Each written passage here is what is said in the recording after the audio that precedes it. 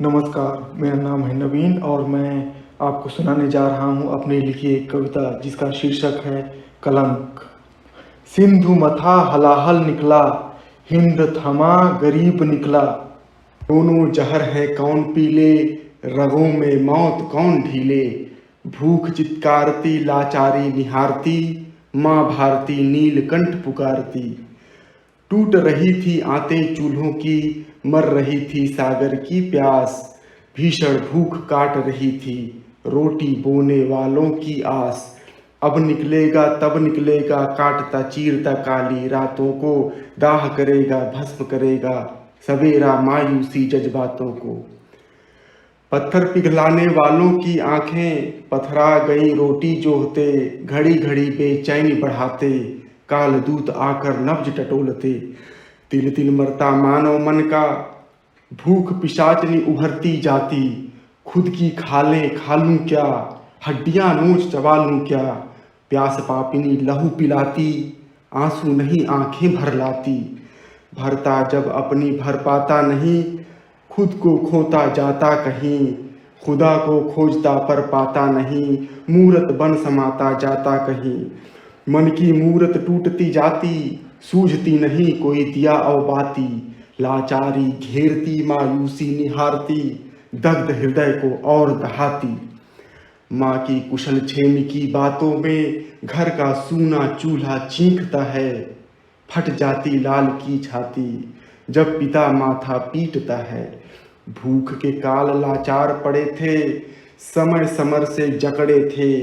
नागपाश काटने को आजा, अब आस गरुड़ की पकड़े थे। सारे दाने सूख चले थे, अब जान मान पर आई थी। उड़ चल पंछी अपने दर, पंखों ने पुकार लगाई थी।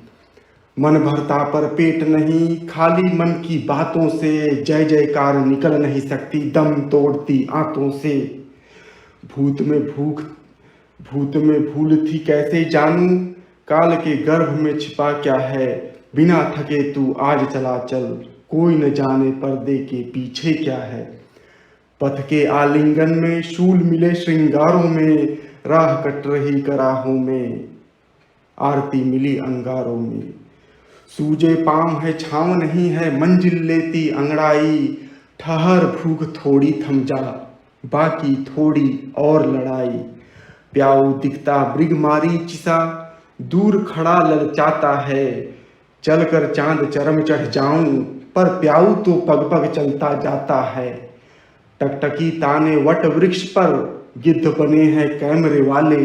रोटी करते अपनी पूरी, केवल मीठी बातों से ललचाने वाले। भूख से मर जाता एक बार मैं, लाज से मरता बारंबार। थैला थमाते एक हैं पर, हाथ होते हजारों हजार। नहीं मुफ्त में विष भी मिलता, रोटी कहाँ मिले वरदानों में। नाज नोचते बाज खड़े हैं, देखो मीडिया की दुकानों में। समाचारों में सम्मान नाचती, मेरी कराहवाह में झूमती। पैमानों से अश्रु छलकते, गीतों में मेरी पीड़ा है कांपती। लाज न खाते मर नहीं जाते, धंधा करते लाचारी का। लाज लूटते हैं वो, ढोंग करते व्याभिचारी का। तो ये था कविता का पहला खंड और कविता का दूसरा भाग अब शुरू होता है, जिसका शीर्षक है श्रद्धांजलि लौह पथ पर कुर्बान भूख प्रहरियों को। वो भटकता रहा दर बदर, कटता रहा हर सड़क शहर। थकान पाँव की बेड़ियां बनी, नींद सुबह का इंतजार बनी। रेल चिर निद्रा में सुला गई, अंग अंग उनका छितरा गई। पड़ाव को मंजिल बना गई। जो अवशेष बिखरे पड़े थे गौर से देखा, बस टुकड़े न थे। बूढ़ी आंखों के चश्मे थे, नन्हे खिलौनों की रश्में थे। उम्मीदों की कलम दवात थे, सूने चूल्हे की आग थे। कुमकुम के इंतजार की हार थे, भूख की जंग में शहीदों की रार थे। उन शहीदों की अभिलाषा। लाया हूं मैं अपने टुकड़े काट के काल कटारी से। भूख तू भी भोग लगा ले गरीब की लाचारी से। प्यास तू भी तृप्ति पाले, लौह पथ मैंने सींच दिया, रक्त हैं माँ की नेत्रों में, सती के सिंदूर ने चीख दिया। अधूरी अस्थियां पाकर चिता भी असमंजस में आई थी, मानव था या मजबूरी जिसको वो और लहकाई थी। भर जाए जब पेट चिता का और मैं यदि शेष रहूं, चाह नहीं तस्वीरों में मढ़ा दीवार चढ़ अवशेष रहूं। बचा कुचा बिनकर गंगा को चढ़ा देना, अर्जी माँ गंगा उसको गंगा के घाट बढ़ा देना। कल जब माँ अर्घ चढ़ाने अंजलि में गंगा जल उठाएगी, लाल को अपने महसूस करेगी, लाल को अपने महसूस करेगी। काल की हार हो जाएगी, काल की हार हो जाएगी। तो ये था कविता का दूसरा खंड। और कविता का तीसरा खंड है जिसका शीर्षक है साष्टांग कर्ण सरीख सोनू सूद को। हरने दूरी की पीड़ा उसने बीड़ा उठाया था, पीने हलाहल भवसागर का नीलकंठ बन आया था। घोंसला फिर पा जाने का हौसला प्रचंड हो जाता है, उसको खबर मिलने का मतलब जीवन अखंड हो जाता है।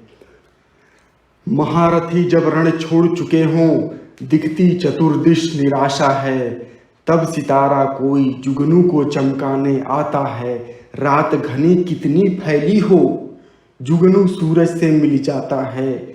यदि राह रोकती सुरसा कोई, जुगनू उसको भी लील जाता है। मान दिया सम्मान दिया, बहुतों को काम दिया, पलकों पर बैठा कर उसने दूरी से उत्थान दिया। बन पवन तनय बन शेषनाग, लीलता तम की ज्वाला, धरधरा हस्त में महावीर पिलाता, दीनों को अमृत प्याला। सीने में सियाराम बसाकर दशरथ तक पहुंचाता है, मर रही लक्ष्मण रेखा को पंचमुखी संजीवनी पिलाता है। साष्टांग है शक्ति सरोज के पावन उपवन को, जहाँ कर्ण सरीख सपूत खिले। वंदन है स्वर्ण मंदिर की केसरी माटी को, जहाँ ऊधम सिंह सरीख फकीर मिले। तो इसी के साथ कविता समाप्त होती है। आशा है कि आपको पसंद आई होगी। सुनने के लिए आपका हार्दिक आभार।